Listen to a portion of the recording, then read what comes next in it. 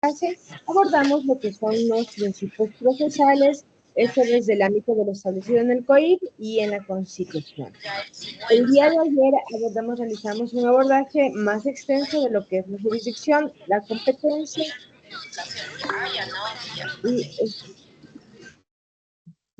la jurisdicción, la competencia y de igual manera el día de hoy vamos a abordar lo que son los sujetos procesales. Para el día de mañana concluir con lo que sería la acción penal pública y el ejercicio de la acción privada. Entonces voy a proceder a compartirles la pantalla.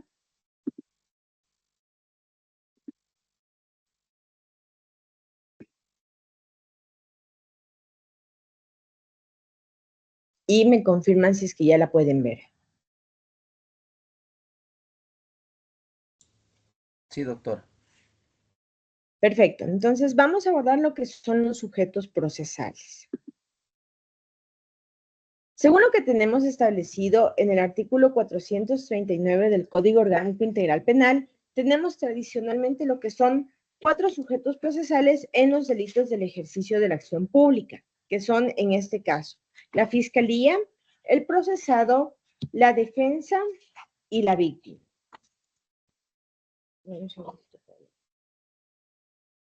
¿Ya? Vamos a comenzar en este orden con la Fiscalía.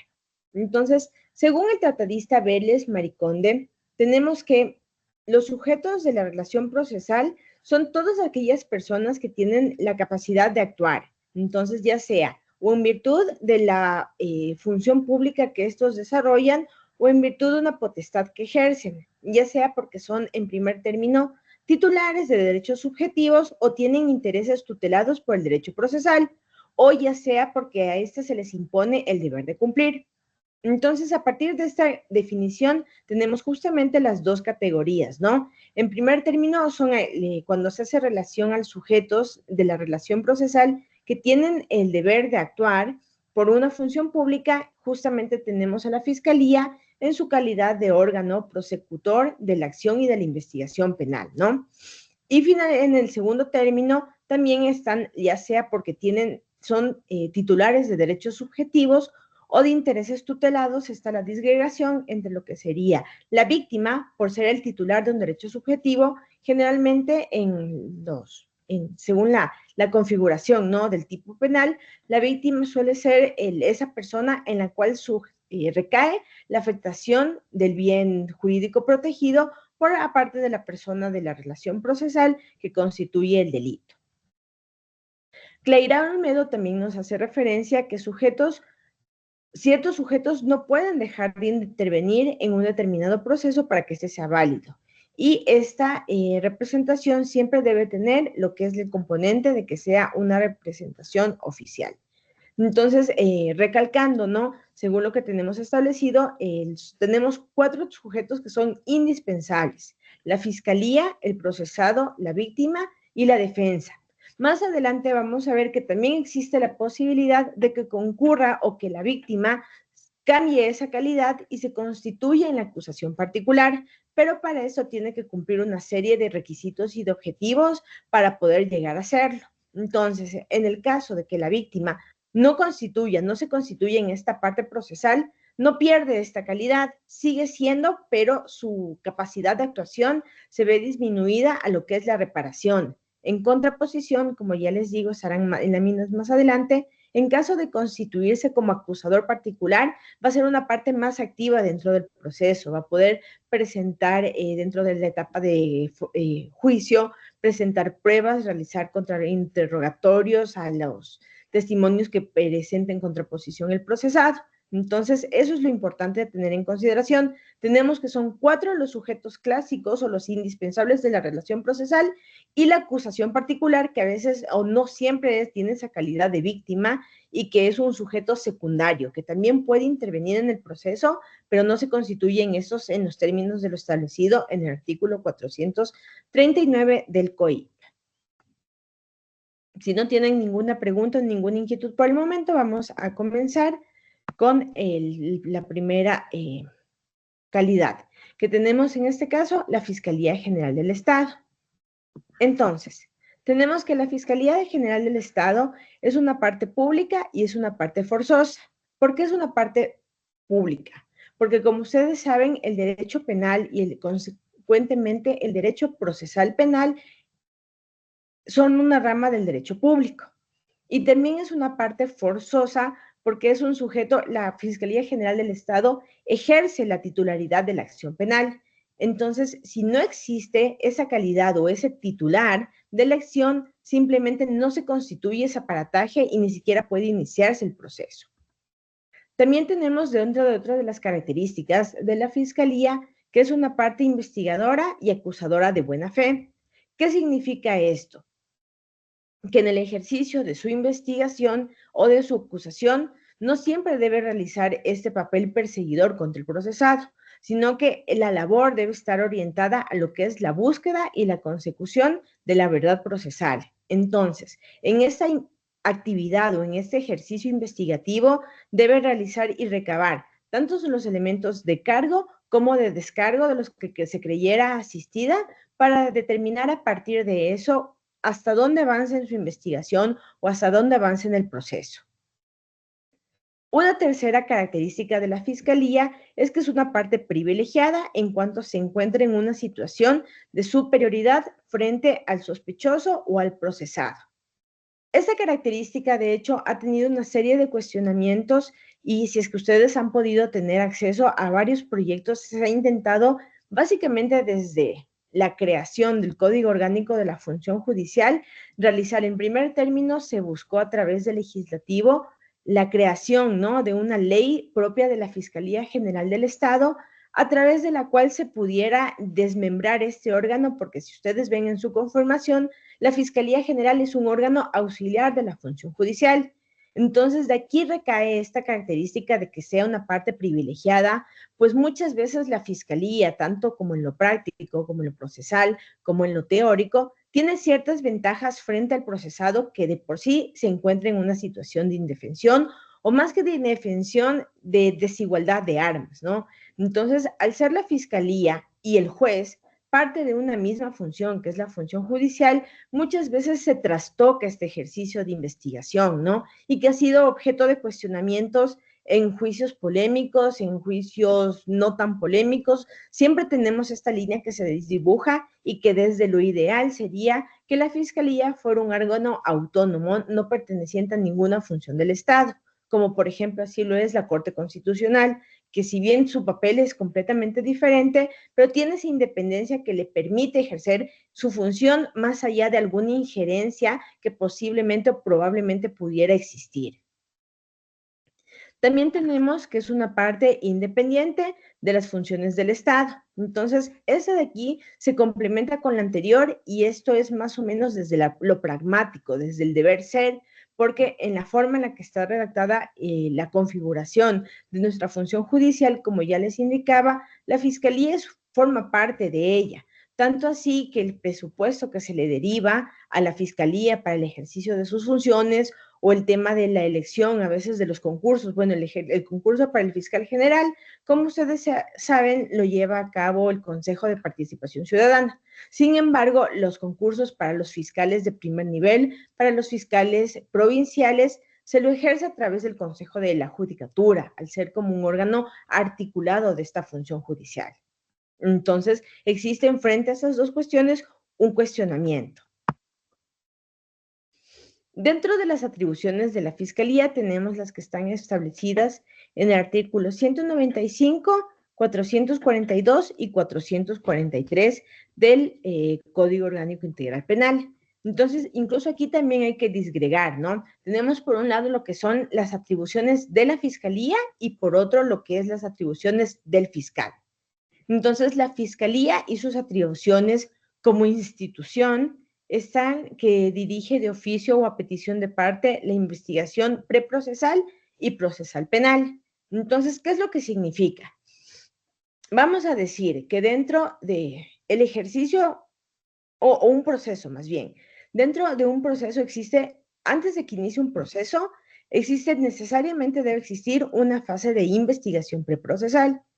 Entonces, en esta fase de investigación preprocesal viene esa actividad recabatoria de lo probatorio que da paso para que luego Fiscalía, con todos estos elementos de convicción que en un inicio los llama así, pueda formular una imputación para que luego ésta sea practicada y esos elementos de convicción puedan alcanzar ya esa categoría de prueba que permitan desvirtuar el estado de inocencia o la presunción, el estatus jurídico de inocencia de la persona. La segunda gran función de la Fiscalía es que organiza y dirige el sistema especializado integral de investigación, medicina legal y ciencias forenses. Esto no es otra cosa que lo que se llamaba anteriormente, cuando la Fiscalía se llamaba Ministerio Público, este sistema especializado integral se llamaba la Policía Judicial, que ese es el que se encarga a través de la medicina federal, de las ciencias forenses, de la práctica de los peritajes, la práctica de todas las tareas de campo. Y también tenemos dentro de otra de las grandes atribuciones de la Fiscalía, la dirección del sistema de protección y asistencias a víctimas y testigos y demás participantes en el proceso penal.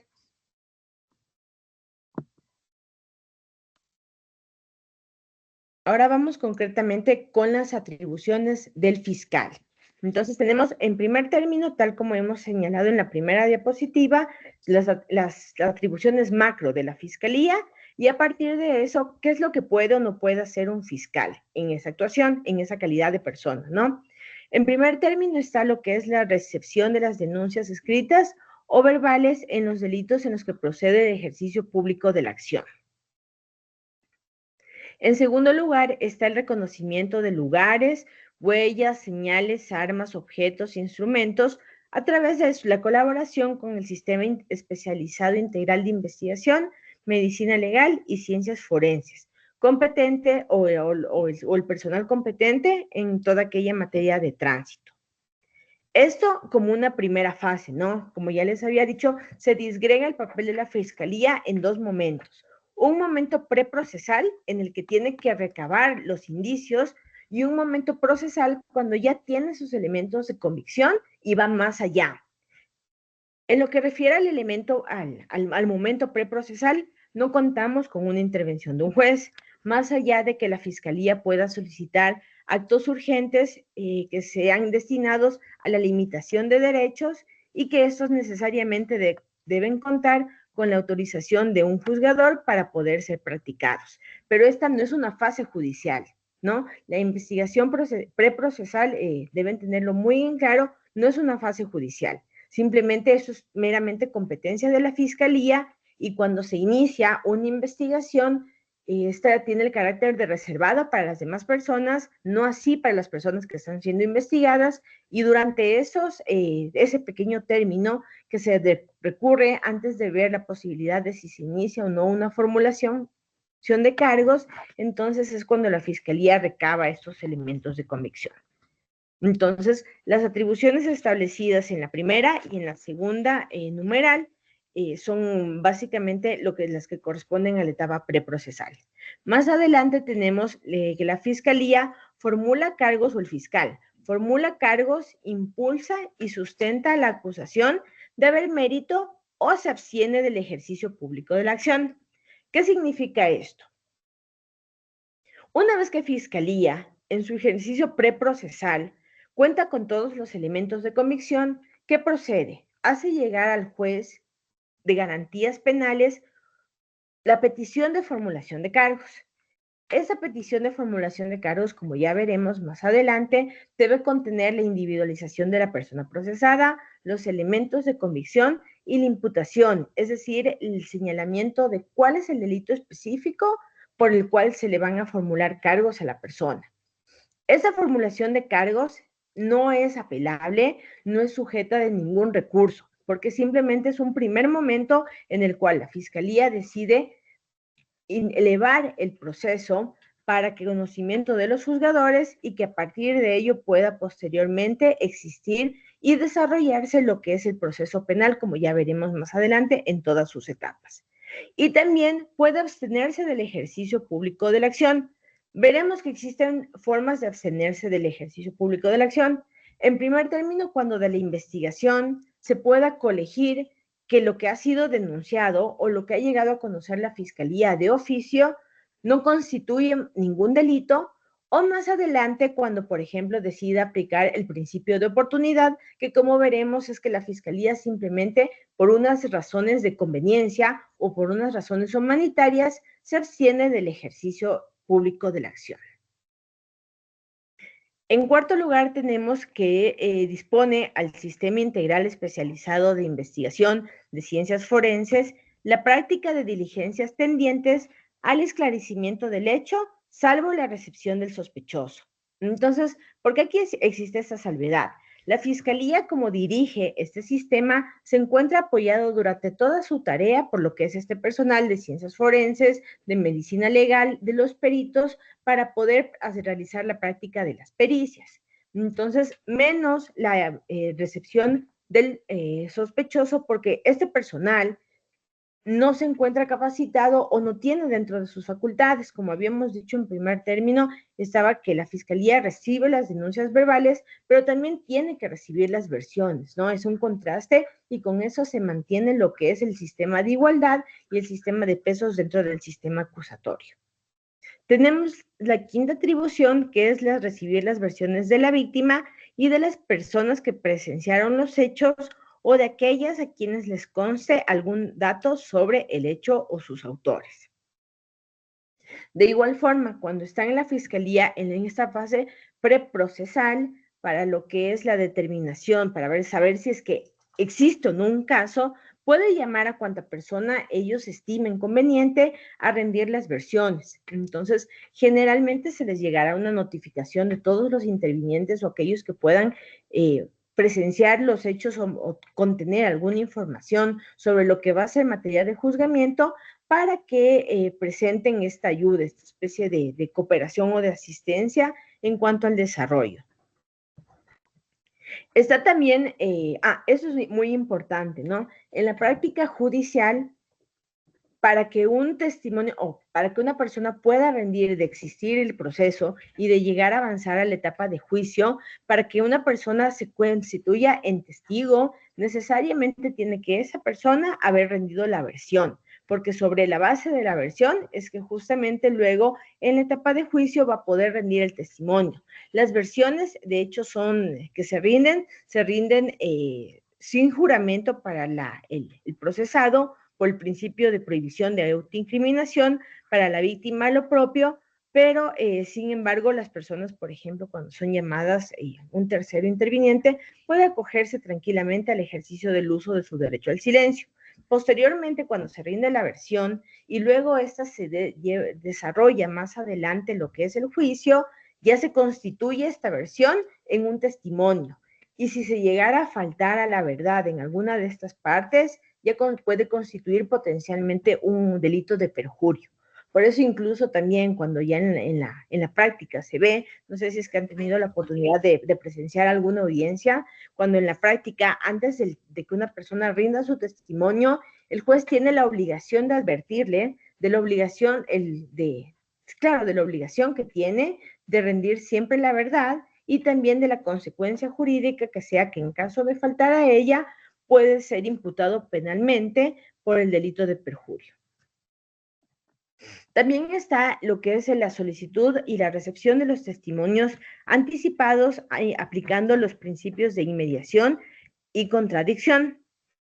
Para la recepción de un testimonio anticipado se deben tener en consideración dos cuestiones, o más bien los testimonios anticipados proceden bajo dos escenarios. El primero es en los delitos sexuales, porque existe una prohibición de posteriormente revictimizar a la víctima. Entonces, suena redundante, pero cuando alguien es víctima de uno de estos delitos sexuales, posteriormente lo que se suele hacer en la práctica es pedir el testimonio anticipado para que se actúe con la mayor celeridad, con la mayor inmediación y la mayor contradicción en un mismo acto y posteriormente esto queda materializado y simplemente es practicado con posterioridad. Entonces, también existe la otra regla que se solicita un testimonio anticipado cuando una persona que es clave en la investigación ha rendido su versión y luego manifiesta a la fiscalía que no puede encontrarse posiblemente en el país o posiblemente por complicaciones que escapen a su control, no va a encontrarse y no le va a ser posible comparecer a la audiencia de juzgamiento. Entonces, esos son los dos escenarios en los cuales la Fiscalía puede, aunque no exista todavía en estricto sentido una etapa procesal, son aquellos en los cuales puede avanzar o adelantarse para tener este recabamiento de la información y que luego sea practicada, que es que justamente con los testimonios anticipados. También está dentro de una de las facultades del fiscal impedir por un tiempo no mayor a 12 horas que personas cuya información sea necesaria o sean sospechosos se ausenten del lugar. Entonces, tenemos un ejemplo, no sé si es que han oído recientemente qué sucedió en Guayaquil el día de ayer respecto de un coche bomba. Entonces, ¿qué sucedió? Un coche bomba fue dejado afuera de un centro comercial y luego posteriormente explosionó y causó lesiones y causó heridos y algunos muertos. Entonces, en ese ejercicio, la fiscalía, a través del fiscal encargado de flagrancias, se trasladó ahí y inmovilizó la zona y también se aseguró de recabar los datos de las personas que se encontraban en ese lugar para poder posteriormente, a partir de eso, poder desarrollar la información y poder desarrollar lo que es la investigación en estricto sentido. Entonces, ¿qué tenemos? Que hasta por 12 horas la Fiscalía podría tranquilamente a cualquier persona que se encuentre en el lugar donde se ha perpetrado un delito o que sea sospechosa, que se ausente de ese lugar. También tenemos dentro de las atribuciones que es disponer que la persona que ha sido aprehendida en delito flagrante sea puesta a órdenes del órgano jurisdiccional competente a fin de que se resuelva su situación jurídica. Entonces, ¿qué sucede en este escenario? Ustedes saben, cuando una persona es detenida o más bien, nadie puede ser detenido más de 24 horas sin que se haya legalizado su situación jurídica correspondiente. Cuando se produce una flagrancia, es obligación del fiscal poner a la persona que ha sido aprehendida en orden de la autoridad competente, del juez de flagrancia competente, para que éste califique la legalidad de la detención. Entonces, ¿qué implica la calificación de esa legalidad de la detención? En primer término, que saber que no ha sido arbitraria, ilegal o ilegítima. Que esto también nos lleva a los tres componentes por los cuales las personas suelen y se suele conceder una amplia cantidad de habeas corpus. Entonces, ¿qué significa? Primero, que no haya sido ilegal, es decir, que la orden de detención haya sido emitida por una autoridad competente, es decir, que la flagrancia se haya llevado por agentes policiales con competencia y con capacidad de actuar. Tenemos que no haya sido arbitraria, es decir, que existan las razones y los motivos fundados para que se haya procedido con la aprehensión. Y finalmente tenemos que no haya sido ilegal en el sentido de que se haya respetado todo el procedimiento. Entonces, en esta audiencia de calificación de la legalidad de la flagrancia, lo que el juzgador va a realizar es un examen para ver incluso si es que se le leyeron los derechos, si es que la persona tiene un pleno conocimiento de las razones por las cuales está siendo privada momentáneamente de su libertad y posteriormente hasta que se tenga la decisión judicial. Pero más bien es esa la atribución del fiscal, la de disponer que la persona aprendida sea puesta en orden de conocimiento. Entonces, ¿cómo se dispone? A través de un escrito, de una petición que se le hace al juez haciendo conocer que tiene una persona en situación de flagrancia y le solicita que dentro de las 24 horas subsiguientes a la aprehensión se señale la audiencia para que se resuelva esta situación jurídica. Caso contrario, la persona, de no confluirse en ese tiempo, la persona está arbitraria, ilegal o indefinidamente detenida y podría operar lo que son, como ya les he indicado, las causales para un habeas corpus. Dentro de otra de las atribuciones del fiscal está disponer al personal especializado el uso de la cámara Gesell. ¿Alguien se encuentra familiarizado o sabe qué es una cámara Gesell? Cuando le hacen las entrevistas a los menores, doctora.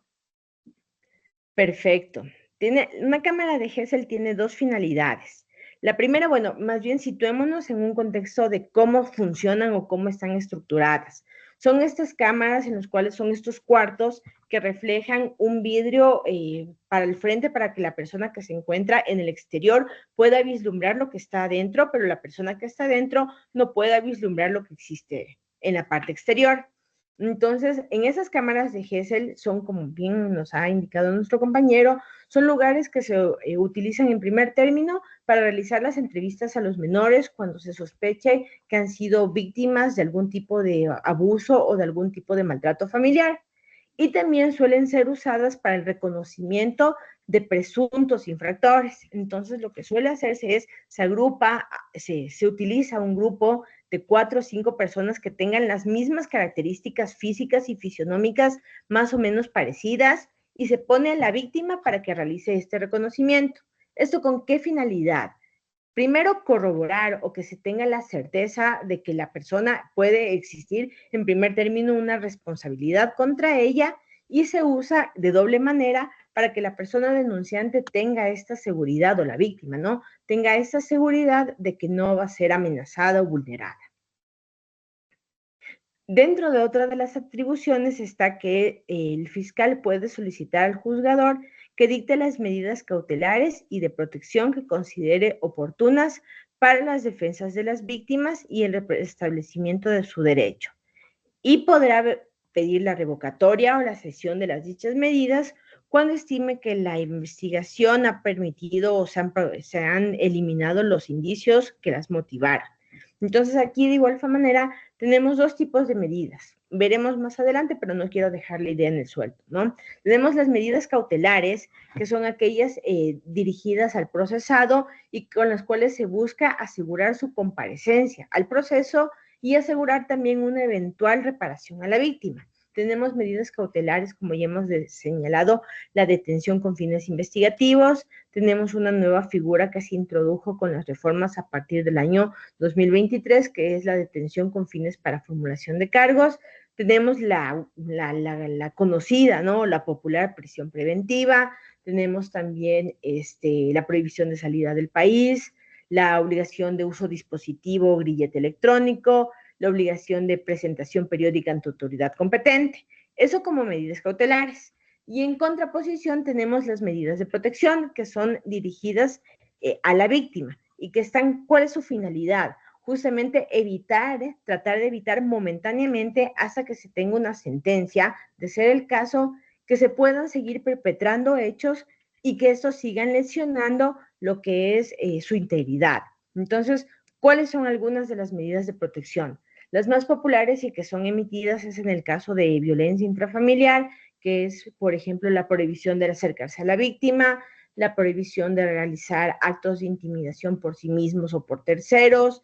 También está lo que es la obligación de alejarse de la vivienda en caso de que estos convivan. Entonces, como vemos, tenemos por un lado las cautelares, que son para el procesado, y las de protección, que son para la víctima. Entonces, ¿se entiende hasta ahí las diferencias entre esas dos? Sí, doctor. Perfecto. Entonces, vamos con la siguiente. Como ven, las facultades del fiscal son bastante amplias y cubren todas las fases, la fase preprocesal y la procesal. Dentro de otras está ordenar el peritaje integral de todos los indicios que hayan sido levantados en la escena del hecho. Entonces, ¿qué significa esto? Que para cada indicio o para cada uno, un indicio siempre comienza, o sea, recapitulemos, ¿no? Todo potencial delito nace de un indicio. Este indicio posteriormente alcanza la categoría de elemento de convicción. Y finalmente, este elemento de convicción, en caso de prosperar, se convierte en una prueba indubitable.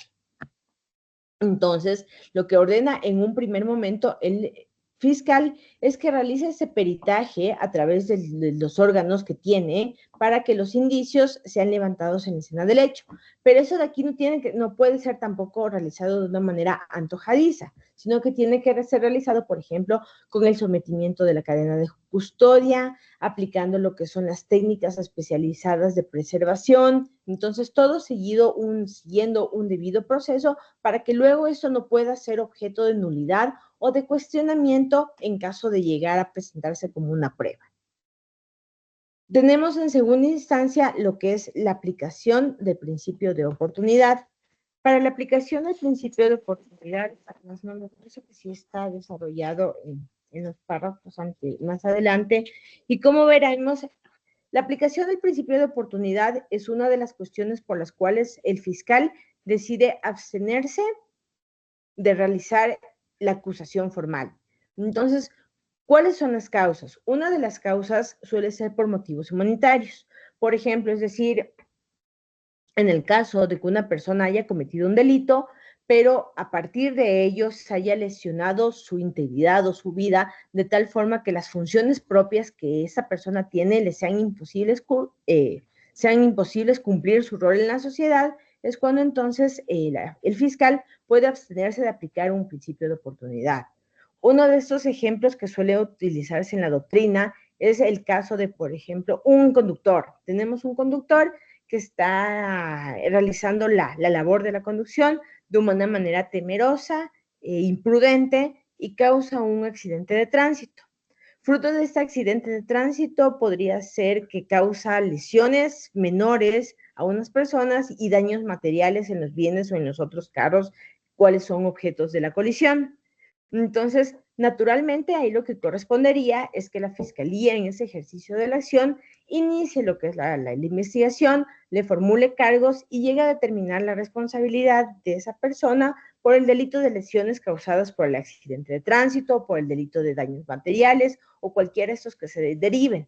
Pero cuando se agrega el componente de que, por ejemplo, fruto de este accidente, la persona queda amputada en sus dos piernas y en su mano y tiene algún tipo de insuficiencia renal, la fiscalía podría aplicar el principio de oportunidad, siempre y cuando también tiene que verse la gradación punitiva. Más adelante también vamos a estudiar a fondo lo que es este principio de oportunidad, se tiene que ver lo que es la gradación punitiva, entonces para llegar a determinar, y en ese escenario, como les estoy poniendo, en el cual la persona se ve imposibilitada de cumplir su rol, su ciclo vital en la sociedad, la fiscalía, y a pesar de existir un delito, la fiscalía podría abstenerse de iniciar la acción y simplemente la persona procesada se limitaría a lo que es la reparación integral, pero ya no cumpliría la pena en un centro de detención, de privación de la libertad. Adicionalmente, dentro de la etapa preprocesal, en caso de que la fiscalía o el fiscal requiera nuevas diligencias, puede disponer la clausura del lugar donde se realizó, del lugar de la escena de los hechos, hasta por 30 días. Y estos 30 días pueden ser prorrogados por 30 días más, es decir, hasta por 60 días puede disponer que un lugar donde la escena del crimen esté cerrada. Y para el caso de vehículos puede ser por el tiempo máximo de 60 días y finalmente cuando se cumpla ese plazo debe ser puesto en conocimiento, pues debe ser puesto a disposición de su destino final. También tenemos otra facultad muy importante, que es que para realizar los allanamientos el fiscal debe solicitar al juez la orden para la preservación de la evidencia digital de los dispositivos de interés para su investigación o todos los procesos que se encuentren en esta escena, y se salvaguardarán en una cadena de custodia. Esto no es otra cosa que la práctica de un acto urgente.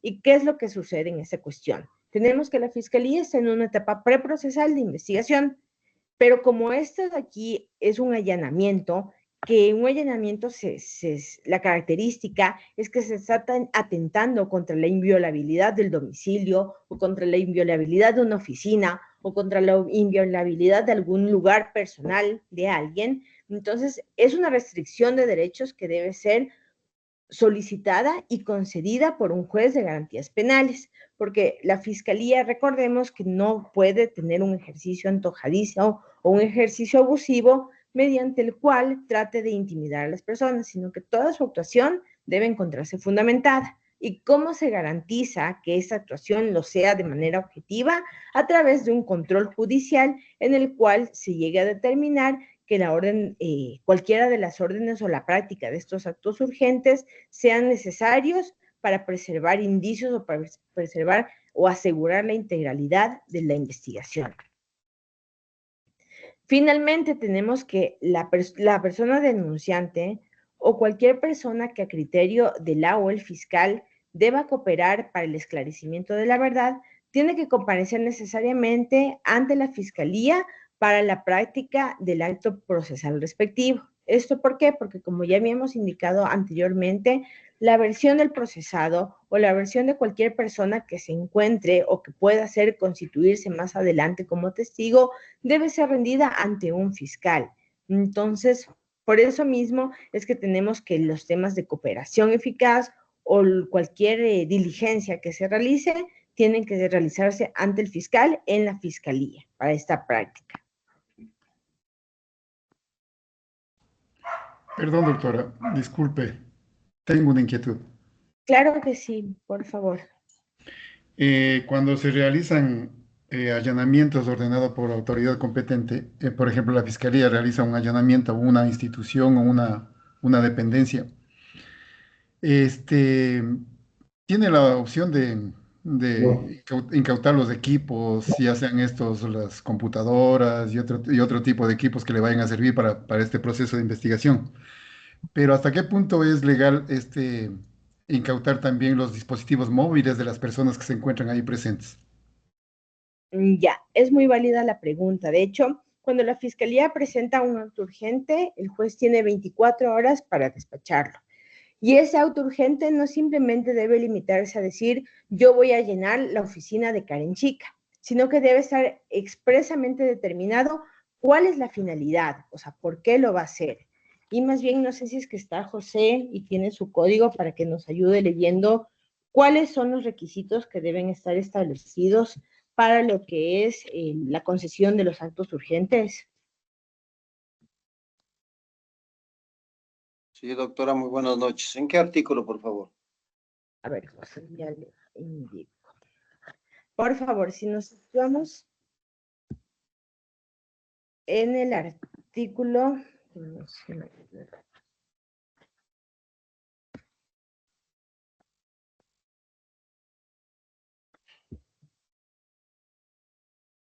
tenemos que en el artículo 584, está en primer término lo que es la reserva de la investigación.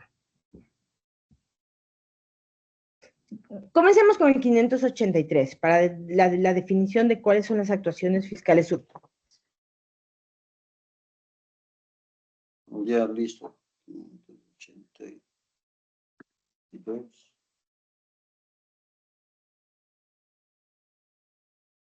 Doctora, ¿puedo ayudarle con la lectura? Por favor, Luis. Omar. Ay, por favor, Omar, es que Luis tiene levantada la mano. ¿Le ayudo o...? Sí, por favor. Ya, listo, doctora. Artículo 583. Actuaciones fiscales urgentes. En los casos de ejercicio público o privado de la acción en que se requiere obtener, conservar, preservar evidencias o impedir la consumación de un delito, la o el fiscal podrá realizar actos urgentes y cuando se requiera autorización judicial se solicitará y otorgará por cualquier medio idóneo como fax, correo electrónico, llamada telefónica, entre otros, de la cual se dejará constancia en el expediente fiscal. Ya, perfecto. Entonces ahora el artículo, si no estoy mal, ya, el siguiente artículo, por favor, que es el 584 para el tema de la reserva de la investigación.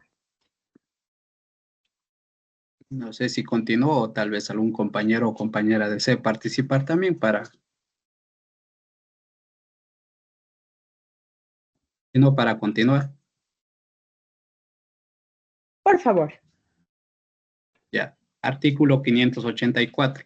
Reserva de la investigación. Las actuaciones de la Fiscalía, de la o el juzgador, del personal del Sistema Especializado Integral de Investigación, Medicina Legal y Ciencias Forenses, la Policía Nacional y de otras instituciones que intervienen en la investigación previa se mantendrán en reserva, sin perjuicio del derecho de la víctima y de las personas a las cuales se investiga y de sus abogados a tener acceso inmediato, efectivo y suficiente a las investigaciones cuando lo soliciten.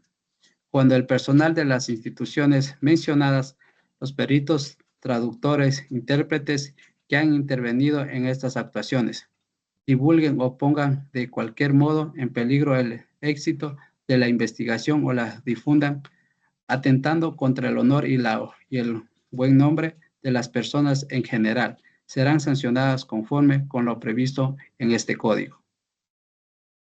Perfecto. Entonces, a ver, tenemos que cuáles son los actos urgentes o las llamadas en el Código de Actuaciones Fiscales Urgentes. Son aquellas acciones que realiza la Fiscalía y que son tendientes a obtener, conservar, preservar evidencias o impedir que se consume este delito. Y a partir de este requerimiento se solicita la autorización judicial que se entrega por cualquier medio idóneo como se ha indicado. Entonces, de manera complementaria también quería proyectarles, hay una resolución, la Corte Nacional de Justicia, en el sentido que establece, llega a todavía más circunscribir lo que es el ámbito o la naturaleza de cuáles son estos actos urgentes y cuál es la finalidad. Entonces, dice, la resolución me parece que es la 3/2020. Y señala, los actos urgentes se realizarán únicamente con la finalidad de obtener, conservar evidencias.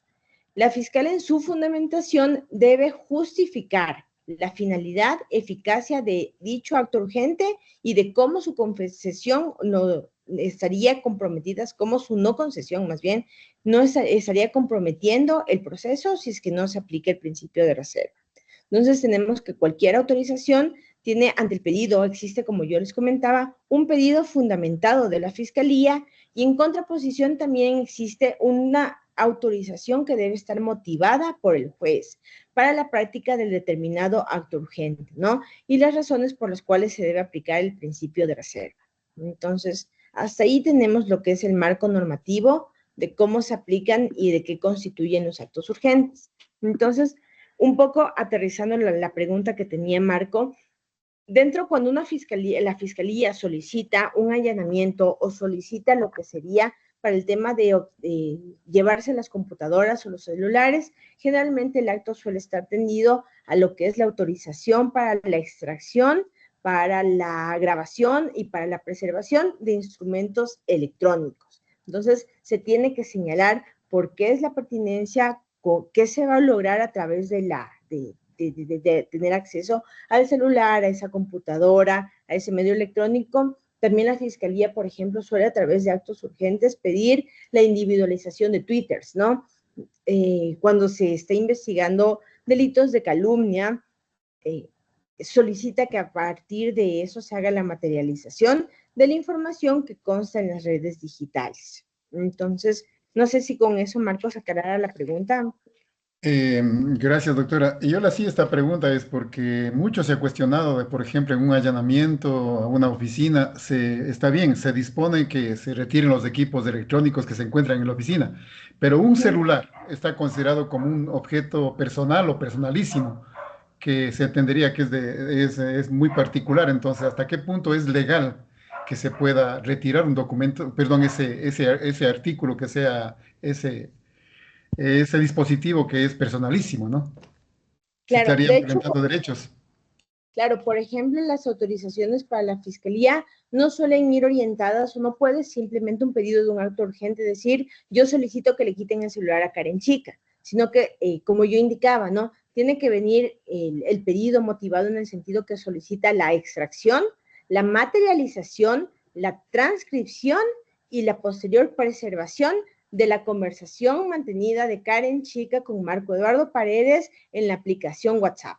Entonces, a partir de eso se justifica que me quiten el celular, ¿cierto? Porque ¿dónde acceden a esto? Entonces, o que solicitan que en el repositorio electrónico de placas IMEI, en el cual de la operadora tal, se extraiga o se preserve la conversación telefónica mantenida a través de la aplicación de teléfono del número de Karen Chica con el número de Omar. Entonces, no, el pedido jamás puede ser en vacío, jamás puede ser un pedido abstracto, jamás puede llegar a alguna cuestión que diga, yo solicito el allanamiento de la casa, ¿no? Tiene que venir todo explícitamente determinado las razones y qué es lo que yo voy a obtener en contraposición. Doc, tengo otra pregunta con respecto a este tema del allanamiento. Ejemplo, estoy en una casa, no sé, estamos en una casa y resulta que estamos entre amigas, pero le están procesando a una amiga. Y resulta que por mala suerte todos estuvimos ahí, pero yo no tengo ninguna vinculación con respecto a lo que la otra persona está procesada. Pero igual me hacen un proceso de investigación, me quitan mis teléfonos, me quitan todo.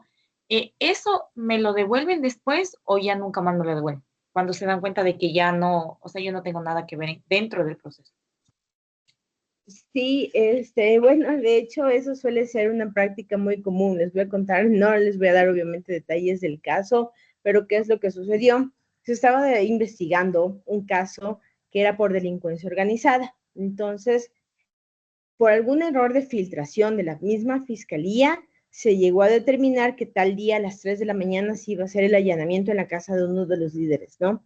Y estaba la novia, que no tenía absolutamente nada que ver en el caso, de hecho ya desconocían el tema del funcionamiento de la banda criminal y le exhibieron la orden para poder quitarle el celular, porque la finalidad era a través de la extracción poder determinar también la culpabilidad de ella.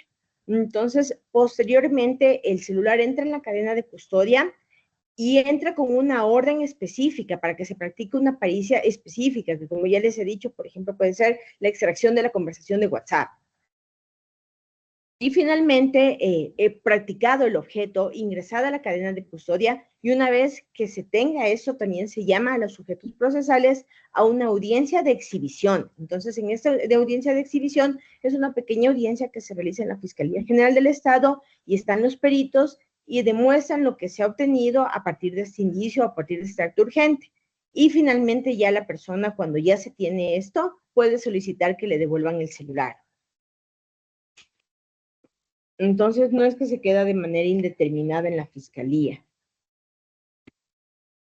También, de hecho, otra de las facultades es del juez, se puede ordenar a partir de un acto urgente lo que es la interceptación de comunicaciones, se puede realizar lo que es el registro de automóviles, se puede realizar lo que es como habíamos indicado, existe un procedimiento para el allanamiento y me parece que estaba en el artículo. ¿Puede alguien confirmarme si es que está en el artículo 481, cómo es la orden de allanamiento y cómo es el procedimiento?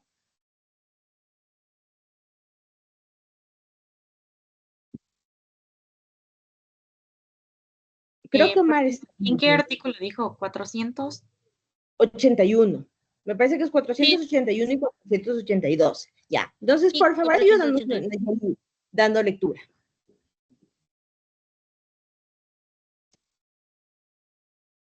Leo ya. A ver, dijo Nayeli, bueno, no importa.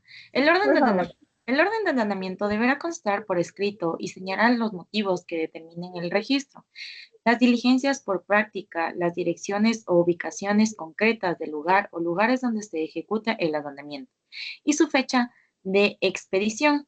En este caso de urgencia, la o el fiscal podrá solicitar la orden verbal o por cual medio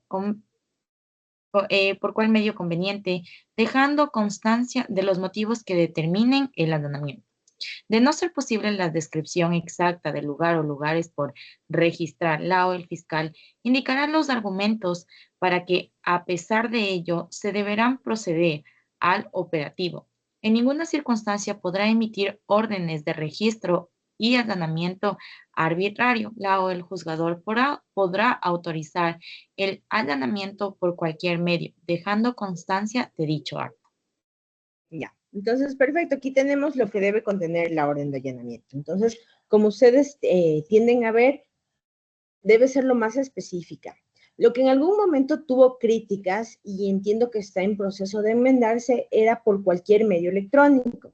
Entonces, se decía o se llegaba a cuestionar y se decía, por ejemplo, una llamada, si el fiscal llama al juez, está solicitando por cualquier medio electrónico. ¿Debería ser esto considerado válido? ¿Debería esta informalidad poder habilitar a que se limiten otros derechos? Entonces, para esto, de igual manera, la Corte Constitucional ha indicado que sin perjuicio de que el código orgánico nos dé esta posibilidad de que este medio electrónico siempre se tiene que propender al respeto máximo de los derechos. ¿Por qué? Porque tenemos dos niveles. Tenemos, por un lado, una injerencia en cuanto a derechos personalísimos, como es la propiedad, como es la libertad, como es esta esfera de la comunicación que a veces uno mantiene, frente al otro que es el debido proceso que se debe guardar y las técnicas investigativas. Entonces, en este caso, lo que siempre debe privilegiar es que se le haga a través de las solemnidades y de los debidos medios y que en contraposición la orden del juez, como se ha dicho, siempre debe estar motivada porque viene con una limitación. Y posteriormente, si es que no se siguen estas salvedades, es cuando todo esto decanta en una especie de, lo que se llama en derecho penal, la prueba del fruto envenenado. Cuando nace algo viciado, jamás ya en el proceso se puede esto convalidar. Entonces, igual más adelante ya veremos en lo que es la fase preprocesal, cuáles son los tipos de actos urgentes, veremos más adelante también cuáles son los procesos, los pasos, porque para realizar un allanamiento se tiene que contar con la policía, se tiene que realizar estos levantamientos. Entonces, si es que igual no tienen más dudas concretas, como les digo, esto reforzaremos más adelante, solo quería darles igual el contexto general para no dejar suelta la idea y que tengan una comprensión. Entonces, si es que no tienen ninguna duda, podemos seguir con las atribuciones.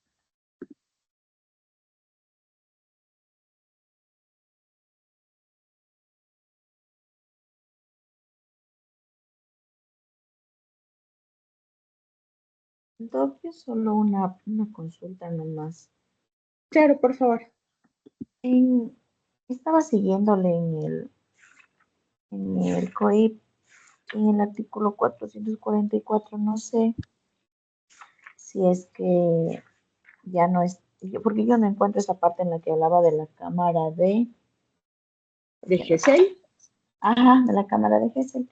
Eso no encontré en el COIP, no sé, pero debemos tomar apuntes, ¿sí?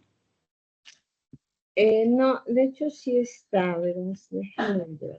Revisé también en el que está en Lexis, en el que manejamos de la universidad, Ujú. y no lo encontré, esa parte. Aquí está la Bueno, no está expresamente establecida como cámara de GESEL, pero si le ¿Ya? ves en el 10. dice, ujú, En lo que dice ciencias forenses. exactamente. Ya, Doc, muchas gracias. Eso quería tener Ajá, en entonces, cuenta. claro, no les puedo así porque lo que trato es, aparte de que, como suele ser bastante largo el, el, el, el- la configuración del articulado, pero es el número 10 que dice que es disponer el sistema especializado de investigación, medicina legal, ciencias forenses, la identificación del sospechoso cuando la víctima de los declarantes no conozcan su nombre, aseguren que la identificarán si pueden verla. Entonces era el procedimiento que les estaba indicando, que es que se suele poner los cuartos cerrados y se lo realiza en ese sentido. Entonces Ah, está en ya, el Doc, número 10. muchas gracias. Ahí queda entendido el número 10. Le agradezco mucho. Nada. Ya. Más bien, como son ya las 8:10, ¿les parece que antes de seguir con las atribuciones o con lo que es la persona procesada, nos tomamos igual el receso habitual que solemos tener hasta las 8:25? Está bien, doctor. Gracias, doctor.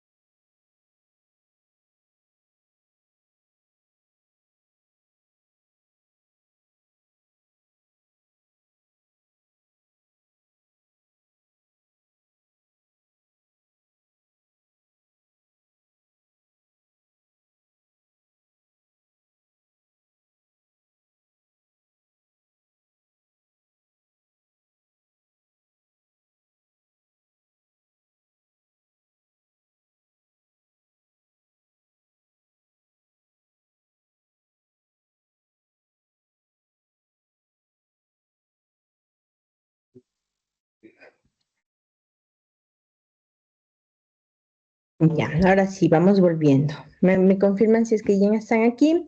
Ya realicé las consultas administrativas y les tengo dos buenas noticias y una mala. Aquí estamos, doctora, compañeros. Ya, perfecto. A ver, comencemos con la mala. La mala es que no se puede cambiar el horario de la clase del sábado.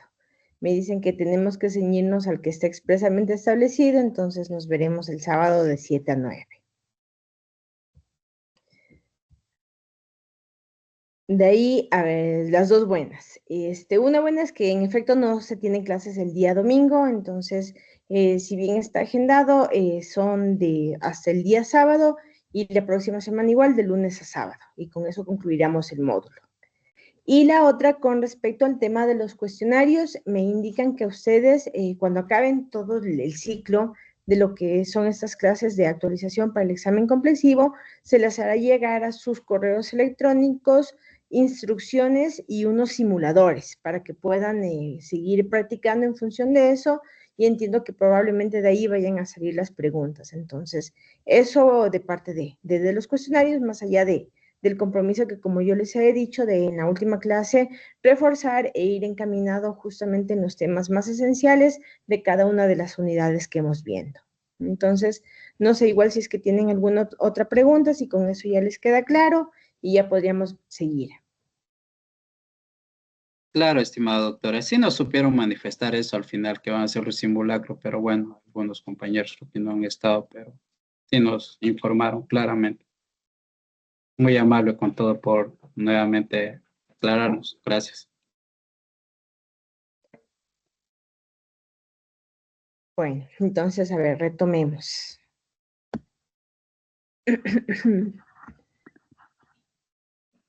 Ya.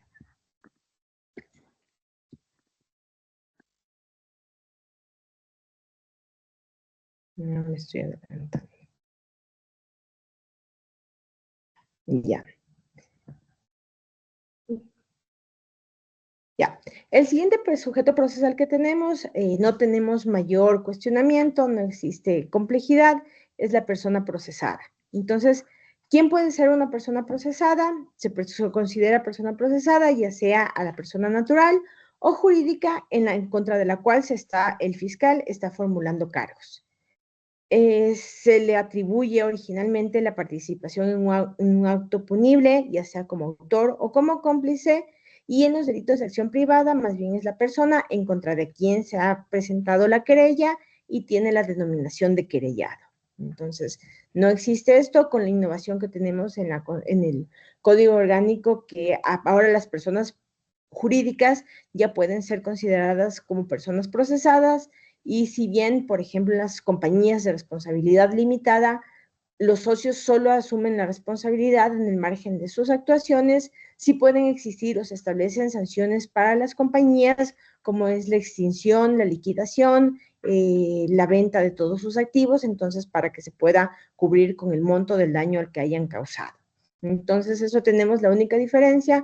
De ahí, en cuanto a persona procesada, tenemos que adquiere este nombre hasta que no cuenta con una sentencia condenatoria y ejecutoriada, y esto ocurre en casación, en el caso de habilitar todos los medios, o en primera o segunda instancia, cuando ya no exista ningún recurso, cuando ya haya fenecido el plazo y no puede interponer ningún otro recurso más, ¿no? Entonces, es decir, que la persona se constituye en tal cuando ya tenga cosa juzgada ejecutoriada.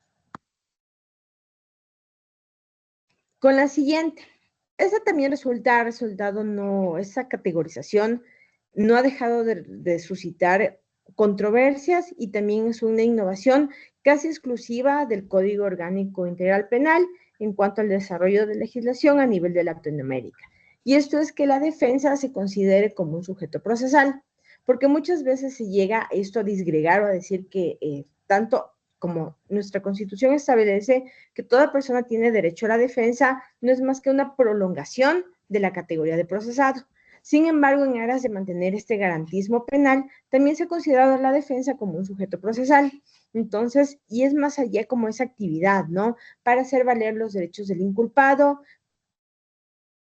y que le asisten al procesado y que aún es sospechoso para ser escuchado personalmente o por medio de su abogado, y para que durante el decurso del proceso practique las pruebas, practique las evidencias y que se encuentren, sean tendientes. Eso es importante, no solo para demostrar su inocencia, porque también pueden existir casos en los cuales la persona en efecto sea culpable, pero a través de una defensa técnica también esta responsabilidad puede ser atenuada a partir de los atenuantes, las circunstancias atenuantes de la infracción, o también tener una participación secundaria en un caso concreto, es decir, a partir de que se llegue a comprobar su complicidad. Entonces, la defensa no únicamente tiene que estar orientada a tratar de lograr el estatus de inocencia. Ese estatus de inocencia obviamente se debería mantener incólume, y la defensa técnica debería estar orientada a ello en el caso de que de los elementos de convicción y de la verdad procesal no existieran mayores indicios, no existiera prueba. Pero de haberse constituido el ilícito, también existen casos en los cuales una buena defensa puede lograr la responsabilidad atenuada, que conforme lo establece el artículo 45, es la reducción hasta de la pena hasta en 1/3.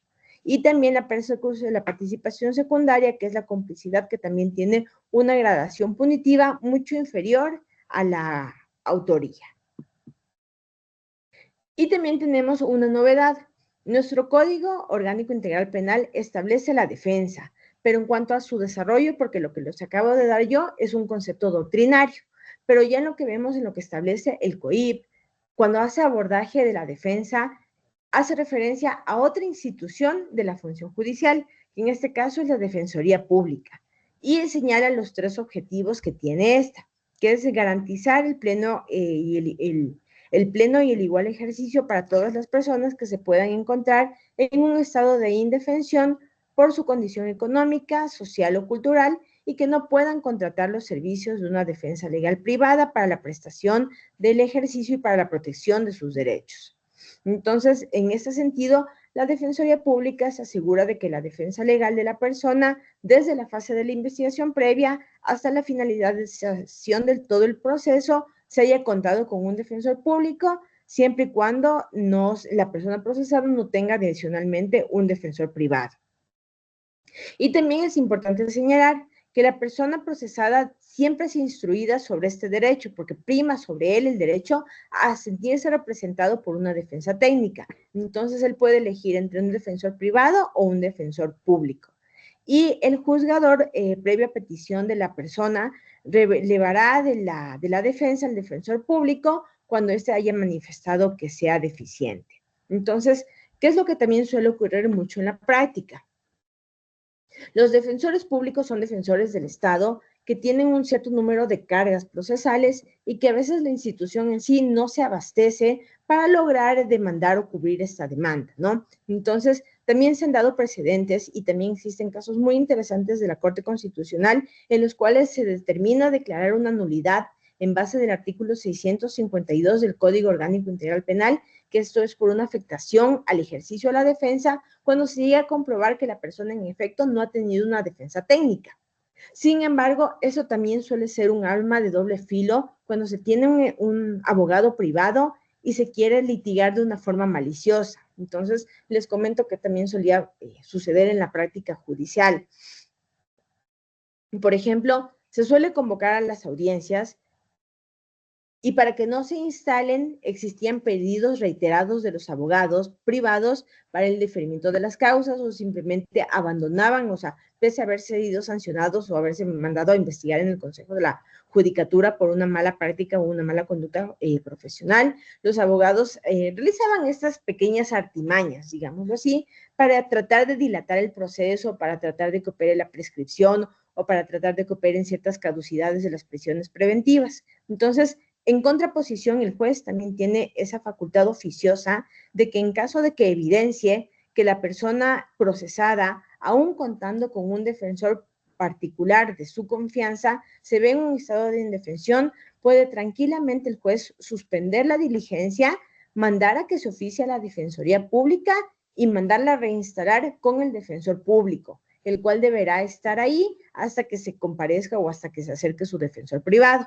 Entonces, como yo digo, también es un arma de doble filo jugar con este tipo de artimañas, porque de oficio también puede ser asignado un abogado público, porque lo que en última instancia busca el Estado es que siempre el procesado cuente con una defensa. Entonces, la institución en ejercicio, en esencia, la Defensoría Pública, está para garantizar el acceso de las personas en situación de indefensión. Entonces, cuando se malversa esto, también se puede caer en el riesgo de que las personas cuenten con una defensa antitécnica, pero ¿por qué? Por argucias legales. Y tenemos finalmente a la víctima. Es otra de las innovaciones en el Código Orgánico Integral Penal. Hasta antes, en el Código del año 2008, del 2008 hasta antes, la víctima no era considerada en estricto sentido un sujeto procesal. Entonces, pero a partir de ahora ya se le tiene esta categoría. Y entonces, ¿qué tenemos? Que la víctima es toda persona natural o jurídica que sufre un daño o un perjuicio consecuencia del cometimiento del delito. Entonces, este daño puede ser físico, moral o patrimonial. Y el sujeto pasivo de la infracción, es decir, el titular del bien jurídico protegido, es aquel que sufre directamente las consecuencias o los resultados del delito. Entonces, tenemos aquí que las víctimas pueden ser, a continuación, les indico cómo está establecido en el COIP y quiénes tienen esa categoría de víctima. Entonces, en primer término, tenemos que son las personas naturales o jurídicas y los demás sujetos del derecho individual o que colectivamente han sufrido algún daño o a un bien jurídico de manera directa o indirecta. Entonces, ¿cómo colectivamente se puede sufrir un daño de manera indirecta? Por ejemplo, cuando en un río se comete alguna cuestión y existe un riesgo de petróleo. Entonces, indirectamente la comunidad sufre eso porque consecuencia de este mal uso o este mal tratamiento de ciertos medios es que se llega a producir un deterioro potencial en lo que es su salud. Entonces, ¿quiénes más? Quienes han sufrido agresión física, psicológica, sexual, en cualquier tipo de daño o perjuicio en sus derechos por el cometimiento de una infracción penal. También está la o el cónyuge o pareja en unión libre e incluso reconocidas como las parejas del mismo sexo y los ascendientes o descendientes dentro del segundo grado de consanguinidad o de afinidad. Es decir, que también son víctimas, esas se consideran las víctimas indirectas. ¿Por qué? Porque, por ejemplo, existen ciertos tipos de delitos que atentan contra la honra de la persona o el simple hecho de saber que, por ejemplo, el padre de uno, la madre de uno se encuentra procesado, también causa ciertos picos de estrés y estados de ansiedad en el cual si de llegar a determinarse la inocencia o llegarse a determinar que la persona procesada cometió un daño o irrogó algún tipo de perjuicio, también llega a repercutir de manera indirecta en cuanto al proyecto de vida o a la proyección de esas personas. También se consideran víctimas quienes compartan el hogar de la persona agresora o agredida en los casos de violencia contra la vida, contra la integridad sexual y reproductiva, y en suma en los casos de violencia contra la mujer o miembros del núcleo familiar.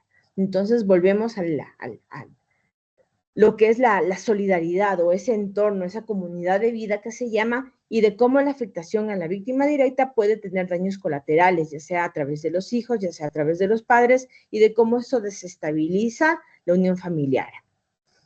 También está que puede ser víctima el socio o el accionista de una compañía que esté legalmente constituida y que haya sido afectada por infracciones cometidas por sus administradoras o administradores, porque como veíamos láminas anteriores, una empresa jurídica, una compañía, puede ser ahora la persona jurídica objeto y puede ser una persona procesada. Entonces, al llegarse a determinar la responsabilidad de la persona jurídica y tenerse en consecuencia la extinción, van a existir inexorablemente personas que resulten afectadas y que se constituyan en víctimas. Entonces van a ser aquellos socios o accionistas que no habiendo tenido ninguna relación con la infracción, el patrimonio se vea mermado. También están las personas que tengan interés directo en aquellas infracciones que afecten derechos colectivos o difusos. Entonces, ¿cuáles son los derechos colectivos o los derechos difusos? Son aquellos orientados o relacionados con la naturaleza y el buen vivir. Está que el Estado y las personas jurídicas del sector privado o del sector público que resulten afectadas por una infracción. ¿Cuándo es víctima en el Estado? El Estado, por ejemplo, es víctima en los delitos contra el ejercicio, contra la eficiente administración de la justicia, los delitos que afecten el eficiente funcionamiento, que causen, se me va el nombre técnico que es, son los delitos en contra de la estructura del Estado constitucional, y están ahí todos estos delitos del sabotaje, de la paralización de los servicios públicos. Más adelante tenemos los delitos contra el pánico bancario. Entonces ahí el Estado también se puede constituir en víctima. También están las comunidades, pueblos y nacionalidades, y las comunidades indígenas, y en aquellas infracciones que afecten colectivamente a los miembros del grupo.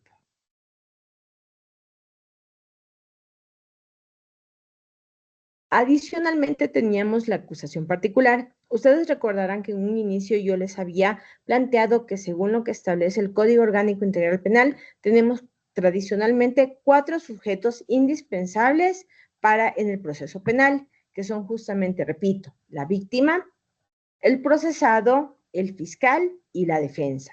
Pero adicionalmente puede existir que la acusación particular se constituya en un sujeto procesal. Sin embargo, la acusación particular no es indispensable. Un proceso penal puede seguir sin una acusación particular. Sin embargo, para que exista un proceso penal debe existir en primer término un fiscal. Sí o sí, porque como ustedes ya hemos estudiado, es el que se encarga de impulsar la acusación y el ejercicio de la acción. Debe existir una persona procesada porque es sobre quien recae esta acusación y es a quien se le está imputando el cometimiento de un delito.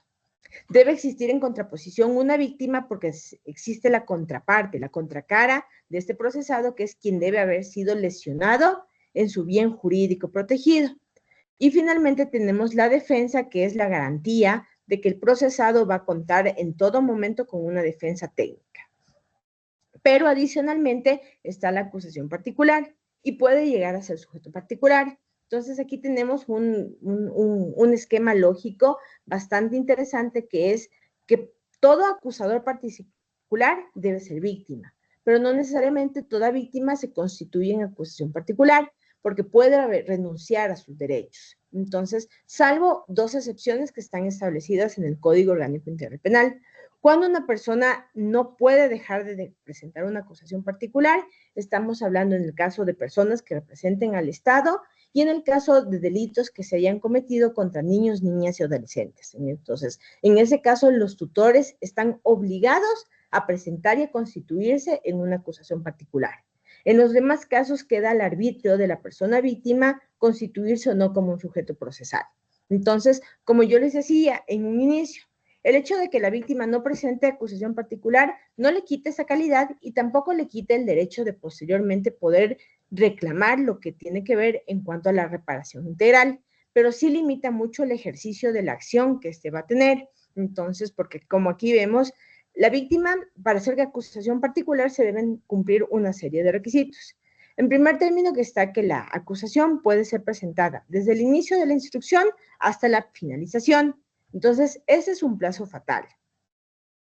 ¿Y qué es lo que sucede también? Muchas veces por la carga procesal y que han existido absoluciones de consulta en la Corte Nacional de Justicia, es que al inicio no se llega a cumplir ese plazo, ¿no? La persona puede ser porque tiene que existir un proceso para el reconocimiento de la firma, para la calificación de la acusación particular. Entonces se ha llegado a determinar que siempre y cuando la víctima cumpla con esto y presente su acusación particular en el caso establecido desde la instrucción hasta su finalización, no importa que no se haya llegado a completar por parte del juzgador, sino que simplemente se llega a demostrar que se ha respetado los tiempos por parte de la víctima y potencial acusación para poder continuar con este proceso.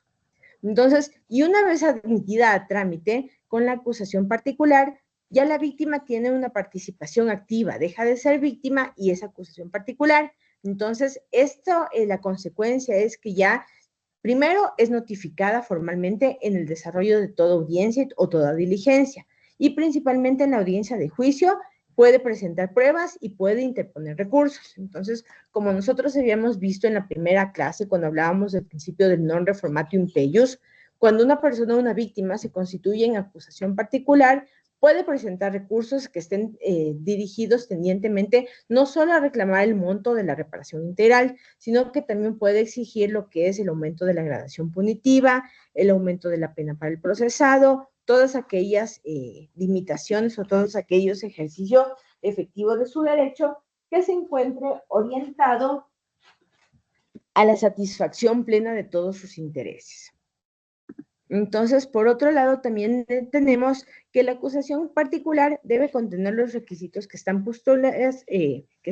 puntualizados en el artículo 434 del Código Orgánico Integral Penal y que, como vamos a ver, son requisitos bastante generales y bastante simples de cumplir. Son requisitos enunciativos, ¿no? Como tener los generales de ley, determinar en qué momento, cómo se llegó a producir la afectación, cómo se ha producido el hecho, y en que la justificación de encontrarse en su calidad de víctima. Entonces, más bien, para que no se me escape ninguno de ellos, si es que alguno de ustedes me puede ayudar con la lectura del artículo 434, por favor.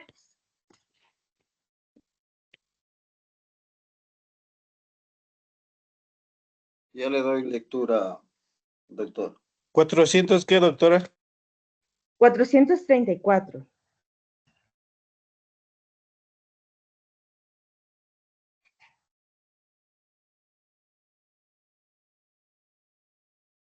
Ya lo encontré yo. ¿Puedo leerle yo? Por favor. Muchas Al gracias. 434, contenido. La acusación particular se presentará por escrito y contendrá: 1. El nombre, apellido, dirección domiciliaria, casillero judicial o electrónico, número de cédula de ciudadanía o identidad o número de pasaporte de la persona que la presenta. 2. El nombre y apellido o identificación que individualice a la persona procesada y, si es posible, su dirección domiciliaria. 3. La justificación de encontrarse en condición de víctima.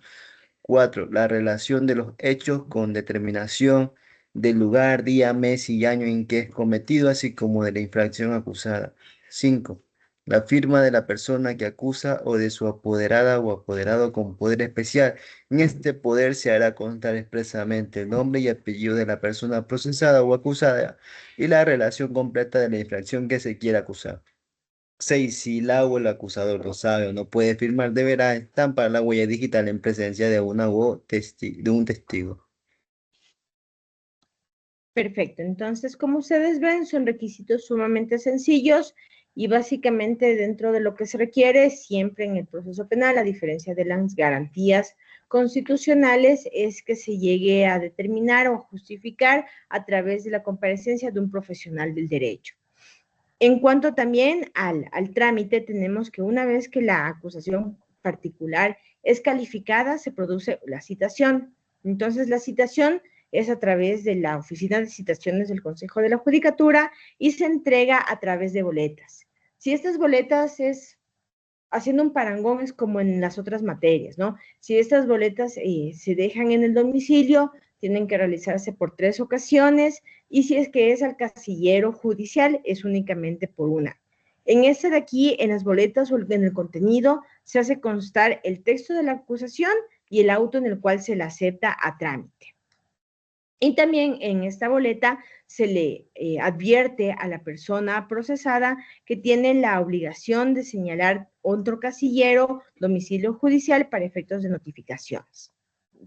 Si en el caso, como habíamos hablado anteriormente, se encuentra prófugo el procesado o se desconoce su domicilio, basta la citación al casillero judicial que se haya señalado en la Defensoría Pública. Entonces, de aquí cobra una vez más trascendencia la Defensoría Pública o la defensa en general como institución en el ejercicio de siendo un sujeto procesal.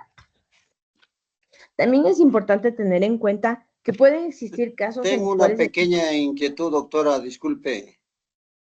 Claro, José. Ya, mire, verá. Bueno, es algo real, pero le voy a detallar así hipotéticamente. Es algo real que pasó hace unos días atrás. Estábamos hablando de la víctima, como dice. Aquí en este numeral 2 dice quien ha sufrido la agresión física, psicológica, sexual. En este caso, como le digo, sería de un delito sexual que una menor de edad aproximadamente de unos 16 años, me acusa a mí que yo le he violado a la chica, pero ella no es la víctima soy yo, con sus artimañas, ella supuestamente, por eso digo hipotéticamente, que dice que yo le he violado a ella, que sí, que yo le he pegado. Entonces, para lo cual ella no es la víctima. Se hace pasar como víctima, obviamente, pero la víctima soy yo porque me está acusando que yo no había cometido. ¿Cómo procedería en ese caso ahí? Sí, gracias, José. No sé si es que ya había dicho, si me estaba pasando, me parece que no habíamos indicado eso también, y es muy importante. Cuando una persona presenta una acusación particular, el juez tiene la obligación de advertirle que su acusación puede ser calificada como maliciosa o como temeraria. ¿Qué implica la malicia? La malicia se señala o se configura cuando una persona no tiene un derecho absoluto. O sea, por ejemplo, el caso que tú me das es un caso por antonomasia de malicia. Es decir, yo no tengo ningún derecho, yo me estoy inventando algo y jamás en la vida me creo asistida de víctima. Y la temeridad es más allá, es cuando una persona presenta una acusación particular o una denuncia rebasando las legítimas posibilidades que tiene. Es decir, a mí me roban un celular y yo presento una denuncia diciendo que el celular valía $1.000.000. Entonces, tenemos que el hecho sí se configura, pero yo estoy actuando de manera temeraria porque estoy rebasando el ejercicio legítimo que a mí me correspondía. Entonces, a partir de esa declaración de temeridad o de malicia, se habilita a la persona que ha sufrido esto para que concurra ante las vías ordinarias y, por ejemplo, pueda seguir una acción de daños y perjuicios, un daño moral, un lucro cesante. ¿Por qué? Por la afectación a la integridad y por haber movido todo este aparataje estatal en función de algo que no era cierto. Chuta, es bastante delicado eso, ¿verdad? Bueno, eso pasó hace más de un mes dentro de un familiar mío, ¿verdad? Así nomás, es bastante delicado porque como es menor de edad, pero estamos hablando de víctima, o sea, a mí me llevarían ya detenido para investigaciones. Y cuando dentro de las investigaciones luego llegan los peritos y los médicos especialistas y pasa de que no ha sido así, pero ya, sin embargo, ya me tienen detenido 5 meses para investigación. Claro, entonces, como había dicho en un primer momento, se tiene la acción primero contra las personas que infundaron la acusación particular o la denuncia en los términos temerarios y maliciosos. Y también existe una acción que está prevista en el Código Orgánico de la Función Judicial, que es una especie de acción de repetición por negligente prestación del servicio de justicia, que puede ser dirigida en contra de los fiscales, en contra de los defensores públicos, en contra de los jueces, cuando se demuestre que han existido casos de negligencia manifiesta, de error inexcusable o que se ha actuado con dolo.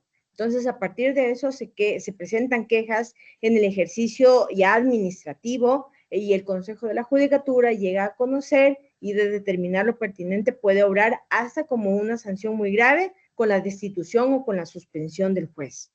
Pero en este caso, mi estimada doctora, es menor de edad.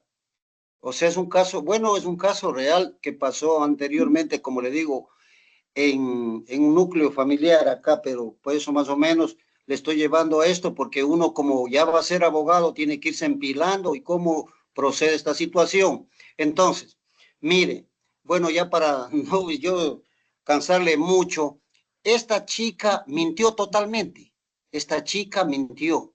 Yo me di cuenta, sí, yo como siempre he estudiado lo que es inteligencia y contrainteligencia, me di cuenta que la chica estaba mintiendo, así se procede a la investigación. Entonces, luego de esto, verá, mi estimada doctora, la mamá de ella ha sabido muy bien o sea, que la hija, o sea, no era ya virgen, sino que para tapar, chuta, que ves a lo que en este mundo estamos, mi querida doctora, de artimañas y maliciosa y temeraria, como dice, ella sí ha sabido, sino que como le digo, fue un núcleo familiar, todo quedó ahí, pero mi intención era para saber cómo procede.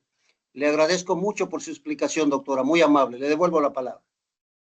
Claro, José, sí. Y de hecho también ese tipo de delitos suele ser bastante complicado y tenemos un desarrollo ya dogmático, también bastante limitado, porque los delitos sexuales, la jurisprudencia misma ha dicho que son delitos que se producen en la clandestinidad. Entonces, a veces basta u obra el testimonio de la víctima y aquellos peritajes médicos para llegar a acreditar. Entonces, también lo que se está propendiendo es más allá y sin dejar de desmerecer lo que existen y las situaciones y lo delicado de esto, sí existe también un alto número en el cual, como usted mismo ha dicho, prácticamente son a veces hasta cuestiones, o culturalmente son cuestiones con las que se trata de amenazar a las parejas o a los involucrados en relaciones amorosas para, por ejemplo, tratar que se contraigan matrimonios. Entonces, claro, yo conocí un caso más o menos parecido, que era que la chica estaba embarazada y la mamá puso la denuncia. Y como son delitos que proceden de oficio, luego la mamá quitó la denuncia, pero la fiscalía tuvo que seguir investigando. Entonces, muchas veces la persona terminó presa y luego salió por un error judicial. Entonces, entiendo que posteriormente las acciones que se tomaron fueron de daños y perjuicios por también el tema del indebido, el tiempo que indebidamente pasó en la cárcel. Tengo un usuario que dice LS no verificado. Doctorita, buenas noches. ¿Puedo hacer una pregunta? Soy Luis Castro. ¿Qué tal, Luis? Doctorita, como dice el numeral, el artículo 434, numeral 5, aquí la pregunta es, cuando se hace la demanda, tiene que ser las dos personas, sea la demandada y el abogado de la demandada, que tienen que tener la firma para autorizar a llevarse a cabo la demanda, ¿no? O no, o es solo que firme el abogado y nada más. ¿Procede Claro, ahí o no, doctorita? claro, verás, incluso para hablar técnicamente en materia penal no tenemos demanda. Es más, yo tenía un profesor que ya en este momento nos hubiera expulsado a todos y nos hubiera mandado a repetir 1000 veces la plana de que en materia de en penal es denuncia, en las otras materias es demanda. Y aquí no estamos hablando ni de denuncia ni de demanda, estamos hablando de qué? De la acusación particular. Entonces, ¿qué sucede? ¿La denuncia qué es? La denuncia es conocida como la noticia del delito. Entonces, una denuncia es por cómo la fiscalía se llega a enterar de que existe probablemente un delito. Entonces, esa se procede a la denuncia en la etapa de la investigación. Es decir, antes de que exista la etapa de la investigación, yo propongo una denuncia y digo, a mí Pedro me robó. Entonces, a partir de eso, Fiscalía va a tener que recabar los elementos y posteriormente iniciar un proceso penal. Iniciado el proceso penal, si es que yo me considero víctima y quiero, más allá de ejercer mi reparación, quiero participar en el proceso penal, yo puedo presentar una acusación particular, que es de lo que estamos hablando en este momento. Entonces, con la acusación particular, yo presento, y es el requisito que se está indicando, que es el número 5, que se ha dicho, bueno, yo tengo establecido lo que es que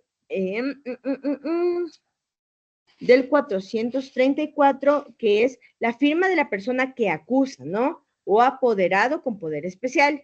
Entonces, ¿qué debe ser? Por motivos de responsabilidad, tal como decía José, un tipo de acusación no se puede soslayar o no se puede lanzar de una manera aislada y no tener ninguna responsabilidad. Entonces, tiene que ser conjunta, ya sea a través de la acusación particular y su abogado o solo de su abogado con un poder especial. ¿Qué significa un poder especial? Que la persona tendrá que concurrir a la notaría y realizar un mandato en el cual le autorice a su abogado patrocinador para que simplemente pueda actuar en esa limitada causa con el objeto de proponer esa exclusiva acusación particular. Entonces, se tienen que cumplir esos dos requisitos, es decir, las dos personas o tener un poder especial. Esa doctorita me pregunta, entonces, pero una incógnita ahí, doctorita. Bueno, directamente, ¿no? El abogado firma, pero no firma la persona perjudicada y da paso el señor fiscal. El sin la juez, el firma, juez es el que califica. el juez entonces, pero da paso, sin la firma de la denunciante. Ujú. Eso procede. No debería proceder, y si es que llegara a proceder, de hecho puede ser una causal para la nulidad del proceso por una violación del trámite, que es el artículo 652, numeral 10, literal A o B, no recuerdo, ahí sí me tomaron la lección, pero es el 652 literal, es el 652 es el numeral 10 y es el literal C. Entonces sé La que... doctorita, más directo, como dijo el compañerito, es un caso así cortito también de la familia, en la cual la demandada con el abogado hacen hacen el escrito, presentan, y en la cual solo firma el abogado y no la persona que debía hacer la demanda. Entonces, da paso para que siga el proceso como es normal, ¿no? Pero sin la firma de la demanda. Entonces, esto viene a la nulidad de la demanda. Vendría la nulidad de la acusación, y no solo de la acusación, sino de todas las actuaciones en las cuales actuó la acusación particular sin tener esa calidad, porque como yo les digo, víctima siempre va a ser la víctima. O sea, si por ejemplo a mí me roban un celular, aun cuando yo no ponga una acusación particular, yo siempre voy a ser víctima y siempre voy a tener el derecho de que en final, en el caso de llegar a determinarse la responsabilidad del procesado, se me resarza a mí el valor por el cual yo sufrí el perjuicio patrimonial. Entonces, la calidad de víctima nadie me la puede quitar. Eso es innegociable. Lo que se negocia es si es que yo quiero comparecer y quiero actuar activamente en el proceso. Entonces, a través de una acusación, cuando yo presento una acusación particular, esto me emplaza a mí, me da más derechos, me da más facultades de yo poder pedir testigos, de yo poder realizar un contrainterrogatorio. Más allá de eso, o sea, la víctima, cuando es solo víctima, tiene un papel como de mero espectador, más allá de las expectativas que tiene de la reparación integral. Pero cuando ya se constituye acusación particular, está más inmersa en el proceso. Entonces, en el caso de haberse calificado por parte del juez una acusación particular que no cumpla con los requisitos, como es este requisito establecido, que es contar con la firma tanto del acusador como de su abogado, todas las actuaciones que estarían realizándose estarían viciadas. ¿Por qué? Porque existe una falta de legitimación ad causam y ad processum, porque yo no puedo llegar a determinar si es que la persona tiene en ese ejercicio legítimo y ella tampoco está dando una declaración, no está aceptando la calidad, porque ¿cómo llega a aceptar? A través de esa firma de responsabilidad, que luego es lo que le emplaza para que en el caso de que haya sido temeraria o maliciosa, se sigan las otras acciones derivadas. Entonces, cuando algo nace viciado, no se va a poder convalidar, y por eso digo que se juegue incluso hasta la nulidad del proceso. La verdad, yo no he llegado a escuchar casos, y más bien como ustedes han dicho, parece que quizás en la práctica de los tribunales inferiores es bastante habitual que se soslaye este tipo de requisitos, pero sí es muy grave porque se está obstando lo que es el reconocimiento y, como ya he dicho, requisitos procesales más allá de los que ustedes deben ya haber estudiado en el COGEB, que es la legitimación ad causam en el proceso. Listo, doctorita, gracias. Entendí.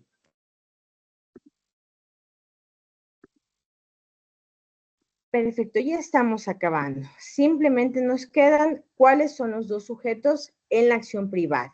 La acción privada, como ya vamos a ver en las siguientes clases, tiene otra naturaleza y tiene otro tipo de procedimiento. Entonces, por ende, tiene únicamente dos sujetos. Y como su nombre lo indica, al ser acción privada, no actúa en este tipo de acciones la fiscalía. Entonces, simplemente son dos sujetos procesales. Por un lado tenemos el querellante, que es la persona particular, que es básicamente la víctima. Entonces, que ejerce la presunción punitiva en contra del imputado. Y por otra parte tenemos al querellado, que es la persona entre la cual se presenta la querella, que es la formal acusación particular. Entonces, básicamente realizando un parangón, en los delitos de la acción privada, los sujetos procesales, el querellante es la víctima o acusador particular y el querellado sería la persona procesada. hasta ahí tenemos la clase de hoy. Doctora, quisiera hacerle dos consultas pequeñísimas. Pero claro, La, por favor. la primera, bueno, no lo tengo claro. Cuando el procesado es un abogado, yo conversaba con un abogado la otra vez, me decía que lo recomendable es que tome a otra persona que lo represente, porque podría, o sea, no sé si podría verse mal o podría cometerse alguna infracción. Eso quisiera que me explique, no lo tengo muy claro. Es lo primero. Ya, a ver, no existe ninguna infracción. De hecho, una persona, cualquier abogado, nosotros podemos en el momento en el que se comparece, aún por ejemplo, cuando uno es funcionario público, cuando uno es funcionario de la función judicial, perdón, la obviedad, tiene impedido patrocinar el ejercicio de patrocinio de sus causas, salvo que de la función sea inherente, sea un director de patrocinio. Pero sin embargo, existe la salvedad que establece el mismo Código Orgánico de la Función Judicial, que es que un abogado puede comparecer en ejercicio de sus propios derechos. Ahora, si me preguntas, procesalmente, más allá de lo procesal, como te digo, no hay ninguna infracción, no es ningún delito, no hay ninguna causal de nulidad, sí podría verse desde el litigio estratégico perjudicado porque primeramente se tiende a perder la objetividad. Entonces, si es que a mí me están imputando un delito, obviamente yo siempre voy a decir que soy inocente y me voy quizás a centrar mi estrategia de defensa en la inocencia. Cuando por otro lado, por ejemplo, otro profesional que me pudiera ser asistido podría estar optando por otros beneficios como sería someterme a un procedimiento abreviado, someterme a una cooperación eficaz, como yo les decía, pelear por el tema de las atenuantes, pelear para la complicidad. Entonces, se tiene un punto de vista de un externo que quizás pueda tener más práctica.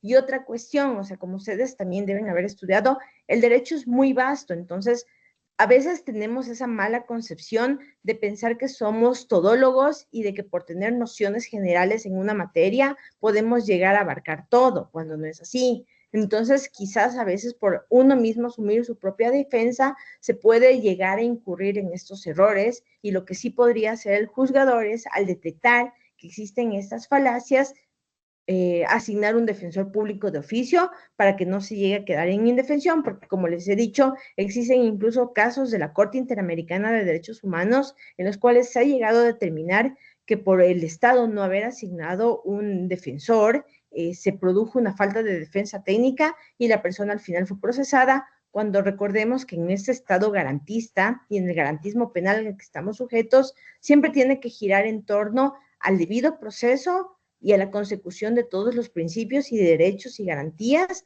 de las personas procesadas por encontrarse en una situación de vulnerabilidad.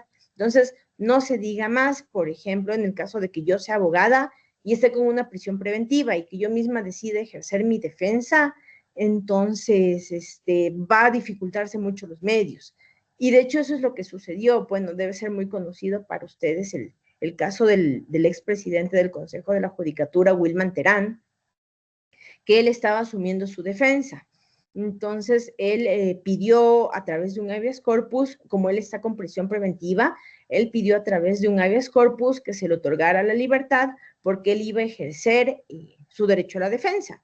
Entonces, más bien lo que se resolvió desde la sala que conoció, la sala competente, era que a través del ejercicio o so pena de ejercer mi derecho a la defensa, yo no puedo irme en contra de una prisión preventiva. Entonces, se aplicó un habeas corpus correctivo para precautelar derechos conexos y lo que se hizo fue disponer al Centro de Privación de la Libertad que se le asigne una computadora hasta por 8 horas al día para que él pueda ejercer su defensa. Entonces es eso, pero si me preguntas, no está prohibido, pero yo considero que desde la estrategia no es recomendable. O sea, no sería objetivo, ¿no? Ya, la otra consulta es sobre justo las víctimas y acusación particular. Digamos, una persona fallece de sexo masculino y aparece los familiares, la madre, y se declara como víctima, ¿no? Pero también aparece la ex esposa o la esposa que tiene los hijos, ¿no? Eh, entonces, allí a la madre no le aceptan como que sea víctima, más bien a la esposa, pero sí le aceptan a la madre que sea acusación particular. Sí es correcto. No, a ver, una persona, como habíamos señalado, es más, déjenme, les vuelvo a proyectar, siempre que se encuadre Es un en caso esto, que le comento, ¿no? O sea, para claro, que... sí, sí, yo sé, sino que es veras, siempre que una persona se encuadre en estos supuestos establecidos que están expresamente citados, aquí está, en el Código Orgánico Integral Penal, es considerada víctima. Y no se puede renunciar a la calidad de víctima, o sea, siempre se va a ser víctima. Más bien lo que es difícil es, o más que difícil, lo que se tiene que demostrar es la calidad para la acusación particular. Entonces, por ejemplo, aquí es lo que tienes, ¿no? Que puede ser víctima la cónyuge o pareja en unión libre, los ascendientes, que son los padres, o los descendientes, que pueden ser los hijos, hasta el segundo grado de consanguinidad o primero de afinidad. Eso significa que incluso hasta los suegros de una persona que esté legalmente en un vínculo matrimonial podrían ser víctimas. Pero eso también depende de qué, de la naturaleza del delito. Entonces, si estamos hablando de un delito de estafa en el cual se ve comprometido el patrimonio familiar, obviamente repercute directamente en contra de la cónyuge y de los hijos. Pero si estamos hablando, no sé, de otro delito que implique, por ejemplo, una sociedad en el cual la madre también haya tenido acciones o participaciones, entonces también eso le da la calidad para que pueda actuar como acusación particular o para que pueda constituirse en víctima. Entonces, ¿qué es lo que me refiero? Que por yo el hecho de ser familiar de una persona no me constituye en víctima, sino que depende de cuál ha sido el daño que ha sufrido, cuál ha sido la naturaleza de esa infracción. Eso es básicamente. Entonces, Ok, para el sí. caso en el cual me hacías en mención, deberíamos saber cuál es el delito y cómo se estaba procesando, o sea, un poco más el desarrollo fáctico. Claro. Le comento, o sea, la persona fallecida tenía hijos con una señora, ¿no? Que no vivían juntos, pero como era madre de los hijos, fue considerada como víctima. Y a la mamá de la persona fallecida no la consideraron como víctima, pero sí como acusación particular, porque ella sustentó que el señor que había fallecido, que era su hijo, la mantenía de alguna manera, ¿no? Entonces, por eso que le aceptaron la acusación particular. Pero no estaríamos hablando de un delito penal. O sea, no estamos hablando en la esfera penal, quizás estábamos hablando en la esfera civil. No, sí era Porque penal. recuerda, o cuál era el delito, o cuál la persona, o sea, la persona fallecida, que le asesinaron a la persona. O sea, ¿cuál era el delito que se cometió? Ya, Que entonces, por asesinaron a la ejemplo, persona. claro, entonces, por ejemplo, si es que le asesinaron a la persona, podía ser, o sea, son víctimas tanto la cónyuge, la esposa, como la mamá, si es que se llega a demostrar. Pero eso te digo, para que se presente una acusación particular, siempre tienes que ser víctima. Entonces, o sea, es un aforismo, o sea, es una condición. Toda víctima puede ser acusación particular, toda víctima puede ser acusación particular. Entonces, sin embargo, no, o sea, toda víctima puede presentar una acusación particular, porque es el Ok, primer listo. requisito, es una cuestión de procedibilidad previa. Entonces, yo tengo que Ya. primero tener el derecho para luego ejercerlo a través de la acción particular. Entonces, es esto de aquí lo que decíamos, básicamente, que toda víctima puede ser acusación particular, pero no toda acusación particular, o sea, a ver, más bien es al revés. Toda acusación particular, toda víctima puede ejercer la acusación particular.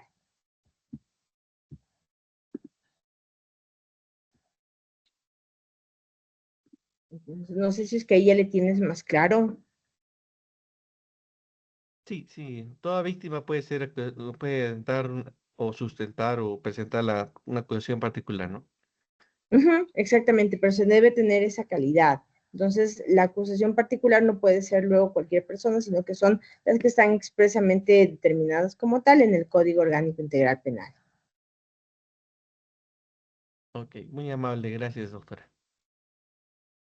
Eso, chicos. No sé si tienen más preguntas o podemos ir terminando por el día de hoy.